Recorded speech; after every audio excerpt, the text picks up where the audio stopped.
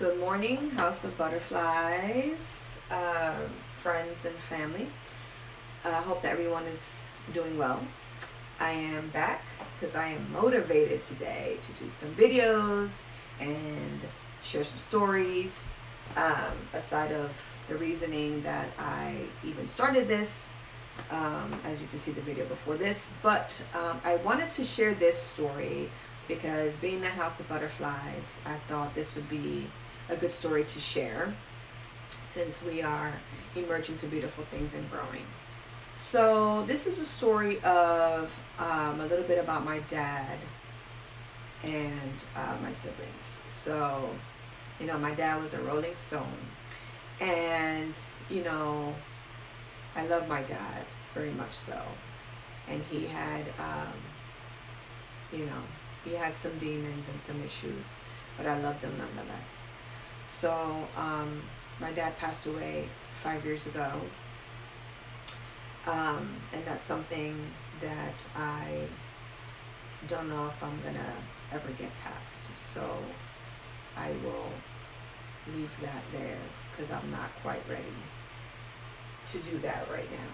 But I do want to talk about how I met my little sister.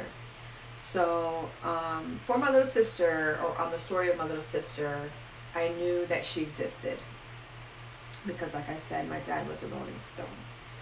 Um, so anyway, I knew she existed. I have an older sibling that was obviously before me, and my little brother, and I was raised on and off with her. So I knew that my little sister existed. I knew when she came into play because I remember that whole scandal.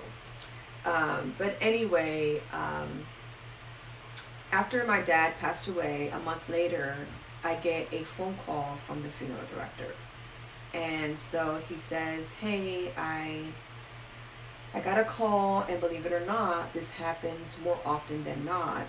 Um, but I have someone who wants to speak to you who says she's the mother of your sister." And so I said, "Okay."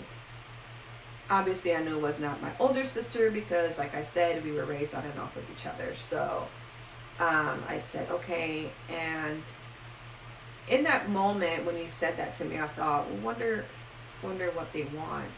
I was 41 at the time, and though I knew of her, I never heard from her. I didn't know anything about her. I just knew of her. I just didn't know what her name was or where she was or any of those things. And obviously, um, my dad was not trying to talk about those things. So, um, so it took me about a week to muster up the courage to make the phone call. And I did. I made the phone call, and it was my sister's mom's cousin. So she gave me my sister's mother's phone number, and I said, "No problem, I'll call her in about 5 minutes or so." And so then I called. Um, when I called her, I don't know what I was expecting. To be honest, I expected it to be a negative thing. Um, but it was so far from it. The first thing she told me was, "I'm not here to badmouth your father because he is not here to defend himself. I'm just here to tell you my story." And so that kind of brought my guard down a lot because I thought, wow, you know, I like that she started that way. Like, I'm not gonna be here bashing your dad. So, so it brought my guard down, and so I listened. And so she asked me if I knew I had a younger sibling, and I said yes, I did know. I had heard, um, but I didn't know anything else aside of that. So she told me that, excuse me, my little sister's name was Christina.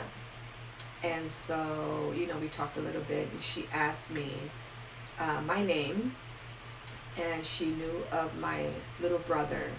Um, I don't think, from what I can recall from the story, I don't think she knew about the older sister, um, or something to that effect. So Anyway, she asked how many of us there were, so I told her I think there's only 4 of us now. so, um, so anyway, we had a nice conversation. But come to find out, my little sister did not know that her mom was reaching out to me. So she wasn't quite ready for that, and she had every right to feel what she felt. Um, like I said, my dad was a Rolling Stone, and he wasn't there for her. And so the one thing I did tell her mom when she talked to me about wanting us to have a relationship with our little sister was, if this is going to hurt her more than help her, then this is not going to work, because I don't want to be there to hurt her, as a reminder, to a dad that wasn't there, or whatever the case is, because I had a very different story than she did about our father. So I had to respect her story, and I wanted her to respect mine. So, we had to find a way to do that without hurting each other, because again, our stories were different. Her mom really appreciated that I said that, and I meant it. I understand that she had a different story, and so, um, and I had a different story. So, anyway, about a month later, my sister reached out to me via email, because that's how she wanted to initially start our correspondence, which was fine. But I remember I was talking to my BFF about it, and she gave me a really good idea. And she said, to break the ice, why don't you play 5 questions? You can ask 5 questions, and vice versa. So that's kind of how we started the conversation that day, which was great. What I loved, at this point, my dad passed away in September, and this was right around Christmas that my little sister finally reached out to me. And so it's very, very close to Christmas, and I felt like, oh my goodness, this is my Christmas gift from my dad.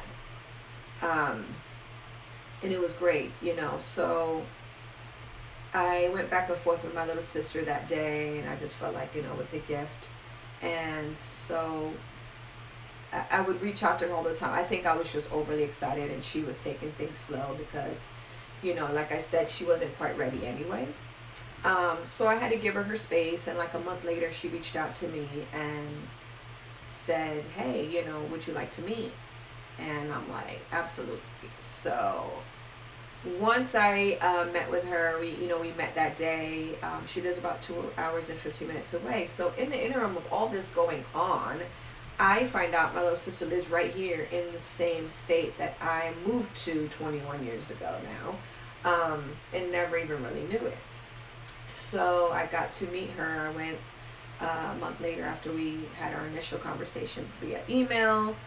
We met face to face. And so it was great. At first it was a little awkward, like anything. First meeting with anybody is a little awkward. But, she was allowed to ask me whatever she wanted.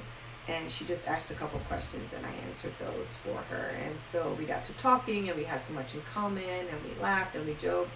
And it was great. It really was great. And so I would go every month, once a month, to go and visit.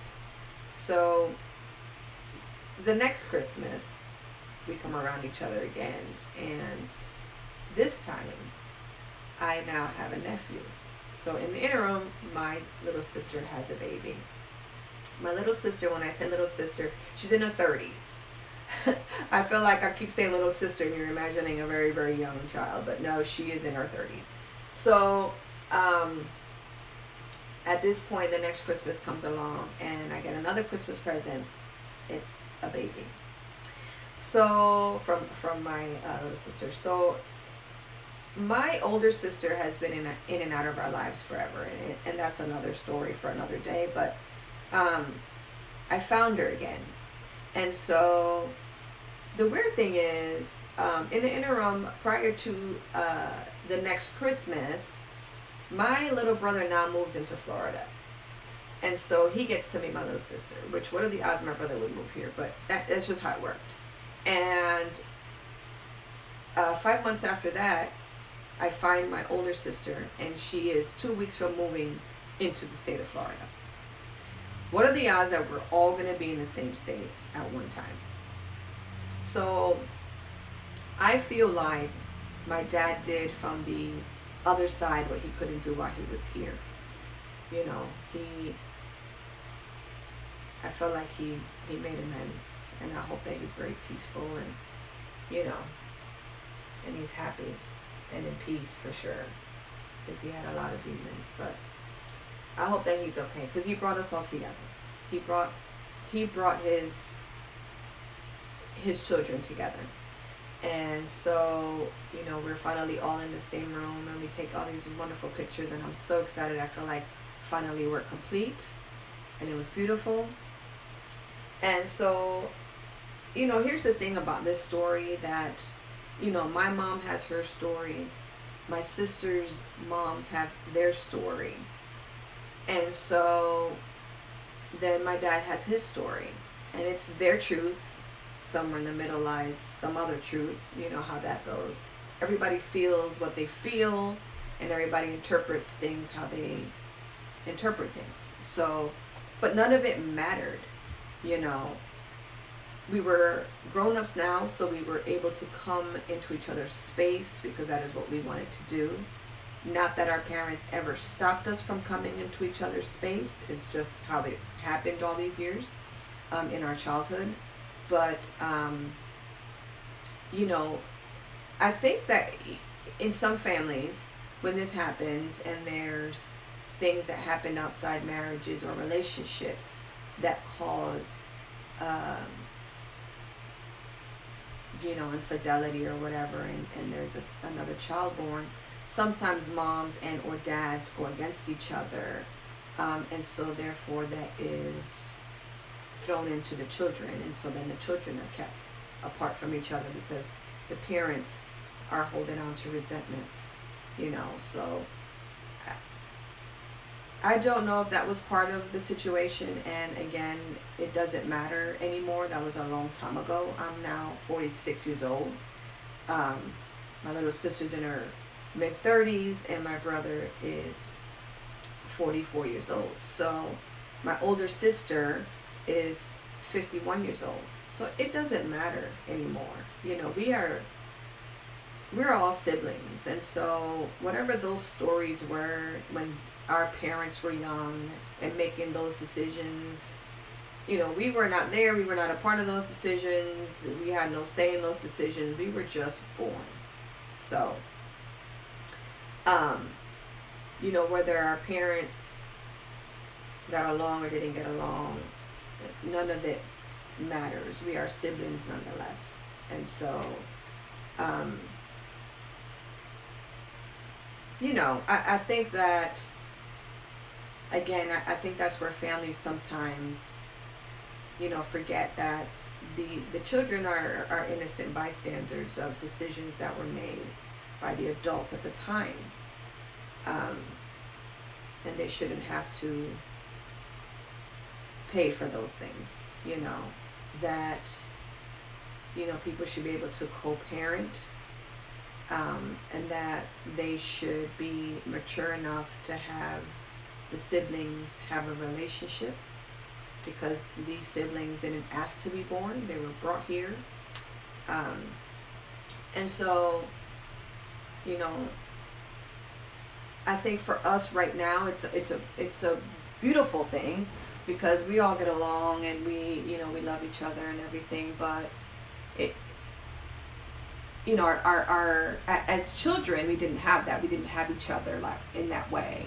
Now, me and my brother have always had each other's backs and have each other in each other's lives, because my mom and dad are also my brother's mom and dad.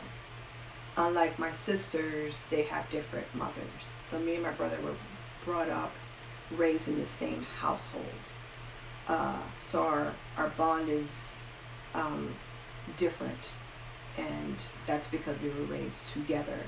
But it does not mean that we don't love our sisters, and that we wish them well, and that we want good things for them, and that we want a relationship with them, and are glad that we have that we have our little sister now, you know, where we didn't have her at all, you know. So Um, so anyway, that's something to think about as parents.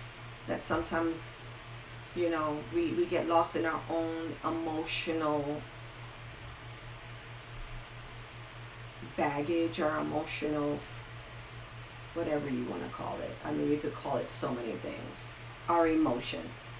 We get so lost in our own shit that we don't stop for a second to think about the children and how it affects them.